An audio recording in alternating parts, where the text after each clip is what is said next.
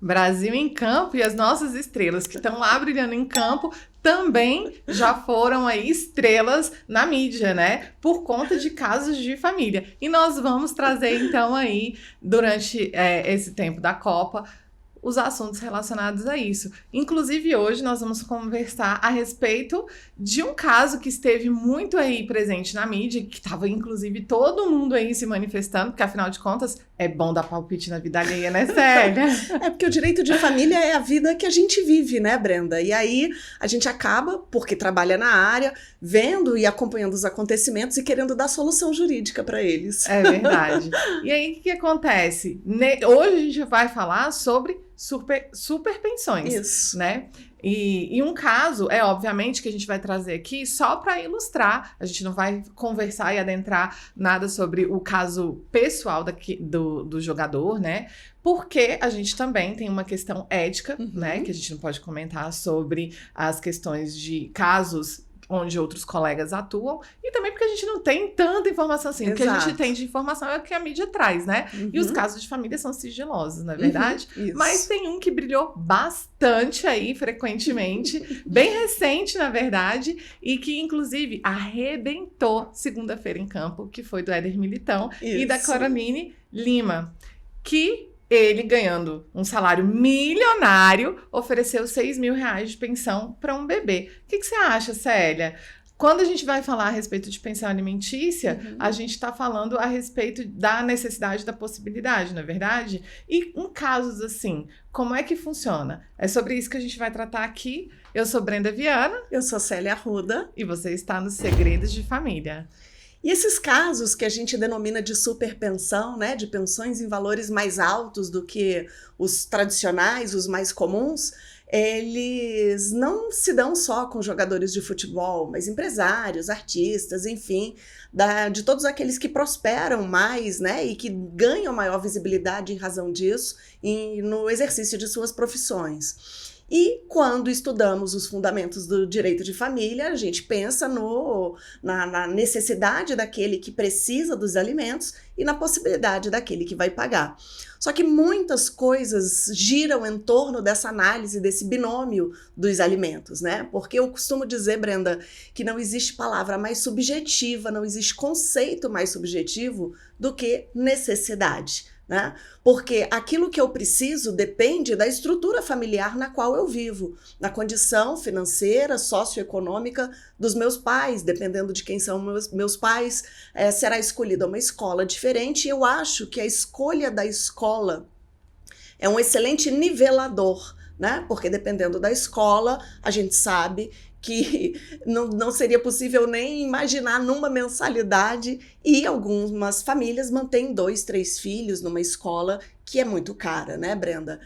Pode ser que, a depender de quem seja o meu pai, eu precise de um carro blindado, um segurança. Então, as coisas não são tão simples assim, porque a gente sabe que pensão alimentícia não é só pagar escola e comida e fraldas no caso de um bebê, né? E olha que engraçado, a gente tem esse binômio, né, necessidade e possibilidade, mas na realidade, quando a gente trata a respeito de pensão alimentícia, a gente fala muito a respeito do binômio. Quem paga sempre acha que está pagando muito. Sempre. E quem recebe sempre acha que está recebendo pouco, não é verdade? Sim. Então, quando a gente pensa assim, a gente olha, e aí a proposta foi de R$6.000, né? Aí a gente pensa assim, poxa, mas um bebê, ele não vai gastar R$6.000. Só que como você mesmo colocou, na hora de morar, não vai poder morar em qualquer lugar. Até por conta da segurança daquele bebê, né? Então, vai ter que escolher, às vezes, um lugar onde o aluguel é mais caro, não é verdade? E o aluguel, por mais que as pessoas pensem, mas a mãe tá morando lá, mas também entra na planilha, né? Pacote completo, né, Brenda? Literalmente, assumir a paternidade responsável envolve uma série de questões, e uma delas é o pagamento da pensão alimentícia. A gente vai fazer outros encontros e aí a gente aborda outros tópicos, né? Mas o nosso ponto de hoje é a superpensão, que recebe muitas críticas. A gente vê, inclusive, na imprensa, teve um caso um pouco mais antigo do Romário, né? Então, Então, houve até uma questão de inadimplência dos alimentos na época dele, e aí foi aquela repercussão, porque é um absurdo uma pensão num determinado valor, que eu não vou lembrar qual era, mas não necessariamente é um absurdo, é porque existe uma série de circunstâncias que giram em torno, e inclusive no caso dos jogadores de futebol, né, que moram fora do país, é preciso haver algum convívio. Então até a previsão de viagens internacionais para que o pai possa ter acesso ao menino, e que muito provavelmente o pai não poderá vir com a mesma frequência que o menino poderia ir, isso tem que ser levado em consideração, isso tem que ser incluído. E como a pensão deve estar de acordo com o padrão financeiro da família, eu brinco, Brenda, dizendo que é muito pouco provável que dê para fazer um caixa 2, tá? É possível viver bem, sim, em alguns casos, mas quando essa possibilidade existe, é porque existe condição financeira para que aquela vida, talvez mais confortável também, né, aconteça, e que envolve a mãe, porque é ela que cuida da criança. Eu acredito de verdade que o que mais gera desconforto é o fato da pessoa acreditar que ela está sustentando a mãe. Ou seja, não, na verdade eu não estou dando o mesmo status financeiro que eu tenho, a mesma condição financeira que eu tenho para o filho, porque afinal de contas, como que o direito brasileiro trata a respeito disso? Ele diz o seguinte, que o filho é sócio dos pais, não é verdade? E aí, muitas vezes, a gente vê uma realidade em que a mãe e o pai também, eles vieram de uma condição financeira não tão boa assim, e aí, de repente, a pessoa, não, mas eu ascendi, né? Ou seja, eu tive uma ascensão social e agora eu tenho que pagar para essa pessoa, né? Quer dizer, ela vai viver o mesmo status que eu. E tem uma falsa premissa que eu entendo, que é o quê? Que deveriam ser divididos os gastos 50% para cada um. E a gente tem que lembrar da questão da proporcionalidade, né? Exato. Proporcionalidade em duplo sentido, no sentido de que o valor daquela pensão que vai ser paga, ela tem que ser proporcional também ali à questão do custo de vida dessa criança, né? Mas também a proporcionalidade entre os pais, né? Entre pai e mãe ali, no sentido de que quem ganha mais, paga mais, quem ganha menos, paga menos. Não é verdade?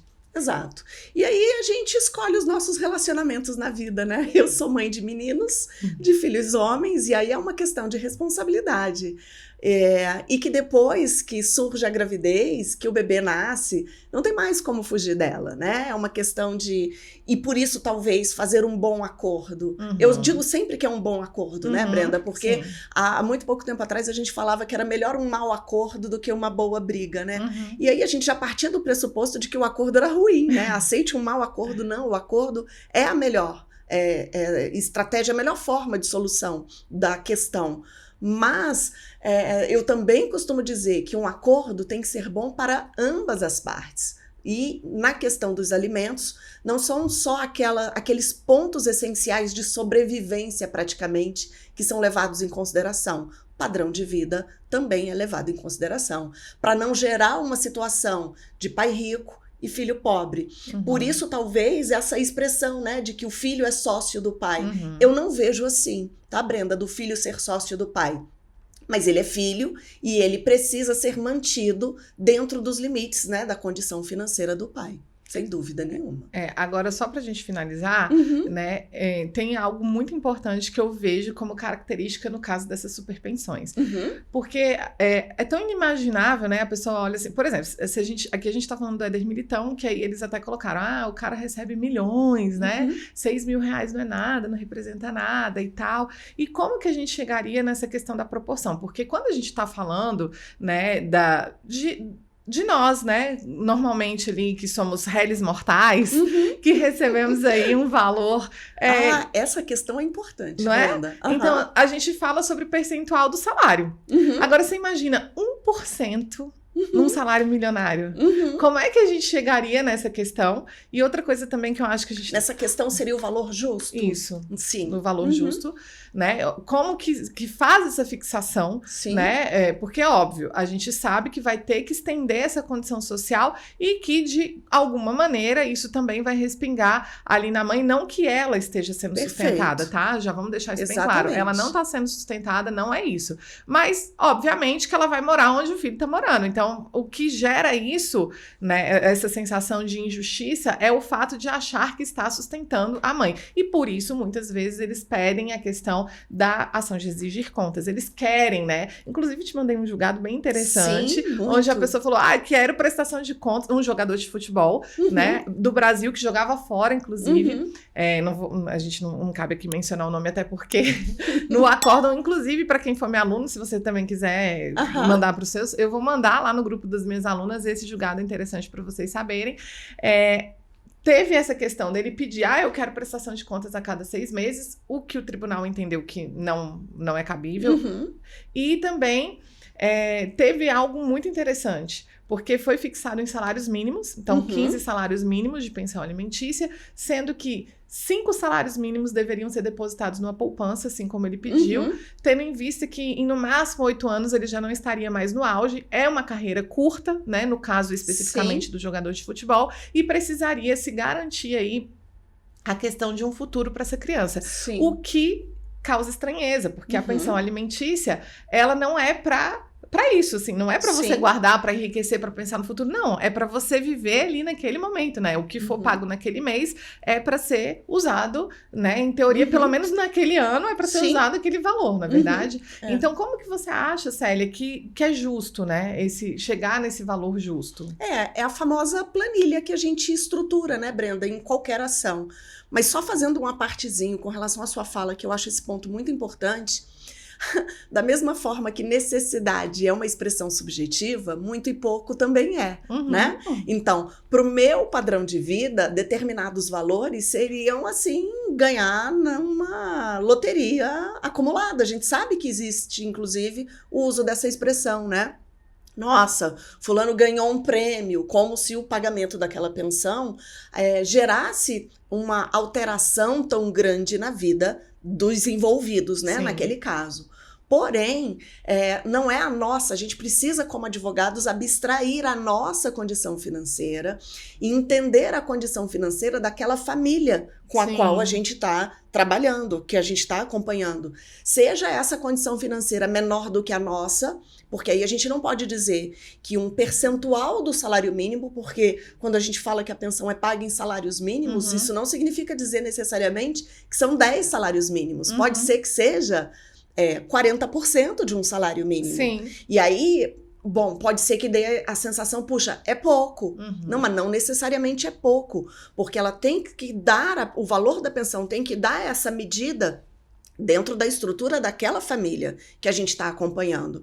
E da mesma forma que tem que haver um respeito de nossa parte com relação a esses valores menores, tem que haver também um respeito e acolhimento e menos julgamento de nossa parte com relação aos valores quando eles se mostram altos. Maiores, com Exato. Certeza. Então, a depender da estrutura familiar, imagina, eu tenho 3 filhos e eles estudam numa escola e eu vou mencionar valores que a mensalidade é de R$12.000, Brenda. E aí eu calculo 3 filhos, R$12.000, R$36.000 de mensalidade de escola, sem levar em consideração plano de saúde, porque aí quem estuda numa escola assim vai ter os planos de saúde que são top. E aí você pensa E aí você pensa no condomínio que mora, né? Que aí nas o valor viagens também que faz, nas roupas que compra. E aí vamos abstrair mesmo a nossa condição financeira para pensar assim, a gente pode chegar a uma pensão que vai ser de 60 salários mínimos, Brenda. Sim. E aí você fala, parou o mundo, não preciso mais trabalhar nunca mais. Não necessariamente. Olha a planilha de gastos, que é a mesma planilha para todo mundo. Sim. Só que vai mudar o preenchimento dessa planilha de acordo com o padrão, enfim, daqueles que colaborarão para o sustento das crianças. Eu tive um caso dentro do escritório que o filho recebia 20 salários mínimos. E eu ficava, meu Deus, gente, recebe tudo isso, né? Todos os meses, muito mais do que eu recebia na época. Eu falei, meu Deus, né? Aí, e também você pensa, o que eu fico pensando é assim, hoje eles vivem esse padrão e tal, e lógico que se tudo andar bem, eles vão conseguir manter isso na vida adulta. Ou seja, tem outras oportunidades, conhecem outras pessoas e tal. E também, se o pai conseguir, né? Porque nem sempre acontece isso, tiver um planejamento financeiro e tal, ele vai conseguir também dar oportunidades boas para que aquele filho permaneça naquilo. Mas aí fica aquela responsabilidade, né? Já pensou? Passou uma infância inteira recebendo 20 salários mínimos e na hora que vai para a vida adulta é a partir disso para frente. Então, mas você sabe que isso pode acontecer com quem recebe pouco, né, Brenda? Também, com certeza. Porque isso é educação dentro de casa. Bom, então o que fica aqui de mensagem é que essa história de superpensão, né? É muito dinheiro. Isso depende de cada caso, né? Então, a gente tem que analisar a realidade de cada um ali para saber se realmente, será? Às vezes a pessoa pensa assim, nossa, 6 mil reais para um bebê, nenhum bebê gasta isso. Gasta sim. Então, a gente tem que levar em consideração a realidade. Outra coisa importante também é falar sobre essa questão de exigir contas, né? Pensão alimentícia, já pensou? A mãe tem que ficar trabalhando ali, prestando conta como se fosse administradora de uma empresa. A gente sabe que é muito excepcional a prestação de contas. Pode ser, a imposição da prestação de contas, ela pode caracterizar, inclusive, uma subjugação patrimonial e financeira, porque eu pago a pensão, mas eu quero detalhadamente aqui o controle. E, Brenda, na medida que os filhos estão bem cuidados e que o padrão de escola é mantido, de moradia é mantida, não tem como. Já se presume, né? Já se presume que os valores estão sendo para isso, né? Exatamente. E eu acredito que a maior mensagem seja responsável em relação às suas escolhas. Isso. Se você escolheu se relacionar com alguém e se você, às vezes, não se preveniu ou então escolheu ter um filho, agora você tem que entender que, de fato, essa escolha gera consequências na vida. Então, assuma essas escolhas aí e pague pelas consequências no sentido de que pense num acordo bom, inclusive, né? Pensando principalmente no melhor interesse do filho. Porque muito provavelmente, se ele tem ganhos tão milionários assim, ele consegue pagar um valor razoável, que não precisa ser milionário, que vai manter a criança e que vai trazer paz e harmonia, né, para o relacionamento que precisa haver, né? Eles têm filhos em comum, então vão se relacionar durante muito tempo. É verdade. Olha, 7h30 da noite, quarta-feira que vem, tem programa também falando a respeito de jogador de Copa do Mundo, segredos de família dos nossos jogadores, Só pensamos em Copa agora, então o foco foi totalmente para os jogadores. Então já clica aqui, se inscreve no canal, ativa o sininho de notificação. Também aqui em cima vai ficar o canal da Célia Arruda. Se você quiser, se inscreve lá também, né, Célia? Isso. E nos siga nas redes sociais. Advogada de família. Célia Arruda DC lá no Instagram. Isso, te espero no próximo. Até logo.